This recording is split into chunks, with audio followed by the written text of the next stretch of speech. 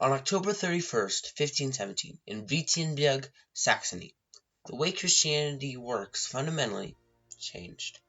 On this day, a monk went up to a church and posted up a protest against the Catholic Church.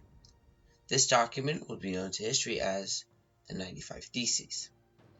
And this monk is the namesake of the Lutheran Church.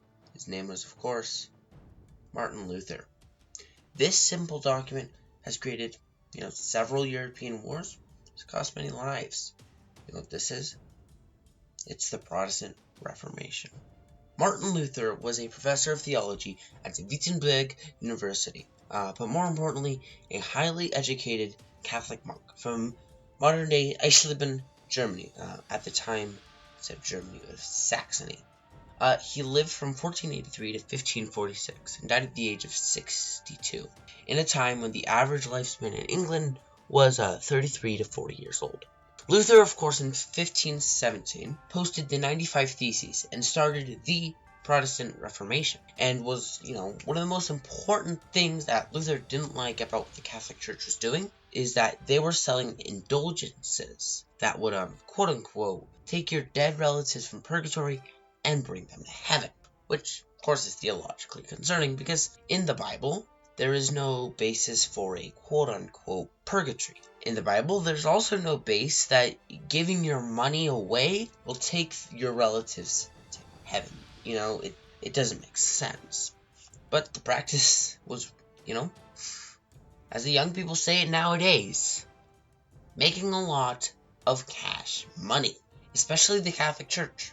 But Martin Luther didn't think that, financially exploiting peasants whom were in mourning was very cash money.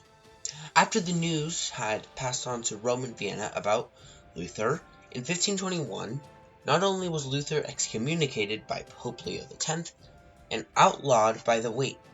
How can that guy, just a simple monk, be an outlaw? How? Oh, wait, no. He wasn't an outlaw in the way of, bang, bang, you're dead now. More of the way he was, just being banned from the empire. Okay. But before Luther was an outlaw and he was excommunicated from the church, Luther was invited to the Diet of Worms in 1521. I know, that being called the Diet of Worms might turn some heads, but no, they were not telling Luther about this new healthy diet of worms. Make you get swole. But it was more like a congress, and up to this point, Luther and his followers weren't trying to, leave the Catholic Church, make a new church. He's trying to reform the Catholic Church. And, this is what ended it. Because basically, Holy Roman Emperor Charles V was saying, hey, rescind your beliefs about what you've said in the 95 Theses about indulgences and stuff, and you will, come back to the church, Luther rejected it, so he was outlawed by the Holy Roman Empire and excommunicated from the church by the Pope. After this, Luther decided to do the ultimate move to defeat the bad ways of the Catholic Church and translate the Bible into the common language of his people, which is German. How naughty. So, he's translating the Bible from Latin to German. And, in the Holy Roman Empire, this German states kind of got some type of unity from this, way. Kind of, now the Bible's in our language, not Latin. And more people can read it other than monks. And, kind of Luther split off, made his own church.